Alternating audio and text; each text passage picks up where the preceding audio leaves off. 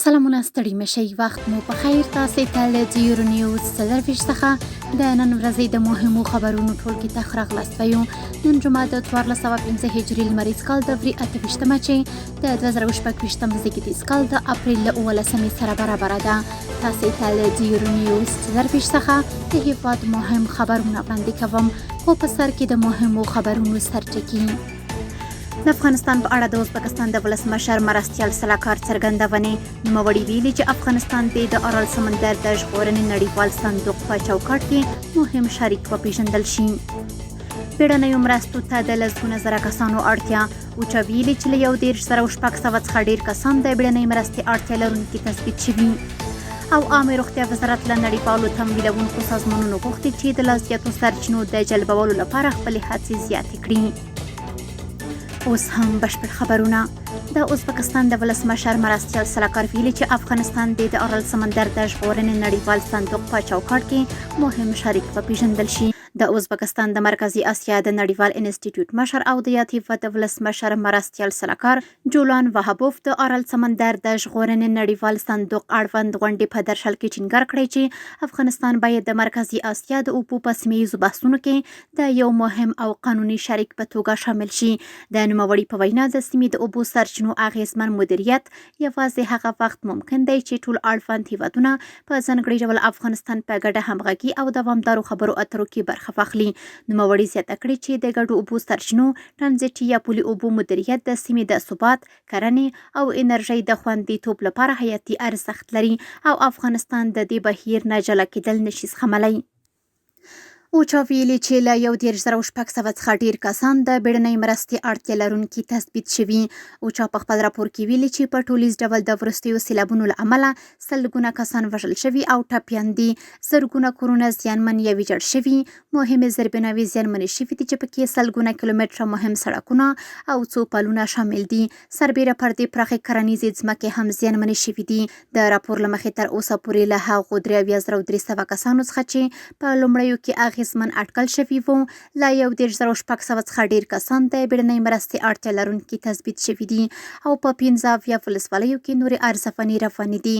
تر دې دمه له 2,000 څخه ډېر کسانو په اغیزمنو او ارزول شویو سیمو کې یو ډول مرسته ترلاسه کړې ده.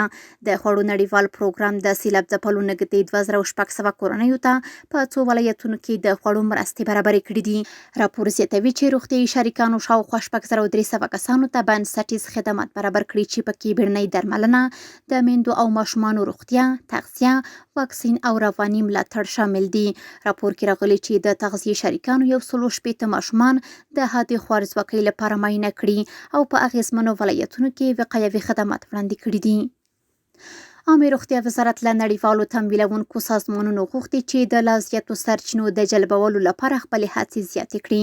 د عامه روغتیا وزیر مولوي نور جلال جلالي د نړیوالو تمویلونکو بنسټونو UNDP، UNFPA، نړیوال بانک، ګلوبل فند، GAVI او اروپایي ټولنې له استازو سره پر لیکه ناسته ترسره کړې.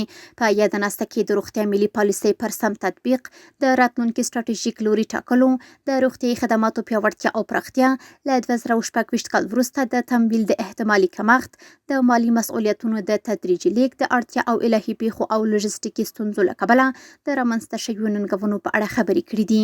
د عامه روغتیا وزیر له تمویلونکو غوښتي چې د لا زیاتو سرچینو د جلبولو لپاره خپلې هڅې زیاتې کړي. بلور تمویلونکو د روغتیایي خدماتو د دوام او له نړیوالو شریکانو سره د همغږۍ ملاتړ څرګند کړی او د خپلو مرستو پر دوام یې ټینګار کړی. یونیسف د ننګرهار حوزوي تخصصي او ولسوالیو روغتونونو او روغتیایي مرکزونو سره د 29 قلمه درملو مرسته کړې. د ننګرهار ولایت مقام ویلي چې د یونیسف له لوري د ننګرهار حوزوي تخصصي او ولسوالیو روغتونونو او روغتیایي مرکزونو ته د 29 قلمه درملو محمولي مرسته شوې. د یاد مقام د معلوماتو له مخې له یادو درملو څخه 15 قلمه د حوزوي تخصصي او 14 قلمه د ولسوالیو روغتونونو لپاره ځانګړي شوي چې په نږدې وخت کې به اړوندو مرکزونو ته وویشل شي. او وروستی خبر همدا چې کندوز کې د برېښنا لیږد مهمې پروژې چارو د پیل پرانیسته وشوه. د افغانستان برېښنا شرکت رهبرۍ په تازه اقدام کې د کندوز ښار اسقلان سب سټیشن څخه تر دشت ارچي ولسوالۍ پورې د برېښنا لیږد مهمې پروژې چارو پیل پرانیسته وکړه. برېښنا شرکت ویلي دا پروژه چې د 140 میګاواټه برېښنا انرژۍ لیږد ظرفیت لري لسګونه زره کورنیو ته ډاډمنه برېښنا برابروي. د کندوز ولایتي مسؤلین د دې مهمې پروژې د چارو پیل هرکلی کړی او غوښتنه یې کړې چې د ولایت کې د برېښنا انرژۍ خدمتونه نورو ولسوالیو ته هم پراخ شي. ټاکل شوي د دې نښلونکې پروژې چارې د نږدې 515 میلیونه افغانیو په ټولیز لګښت د 18 کاري میاشتو په دوام بشپړې شي. کورني خبرونه هم دومره و. د بهرنیو او سپورتي خبرونو لپاره زموږ پاڼې وڅارئ. په خپله رسنیو باندې فیسبوک، انسټاګرام، ایکس یا پخوانی ټویټر، یوټیوب او ټیک ټاک زموږ خپرونې خوښې او موږ تعقیب کړئ. ادرس یې 0 نیوز 24 تر سبانۍ خپرونې. د الله پامان.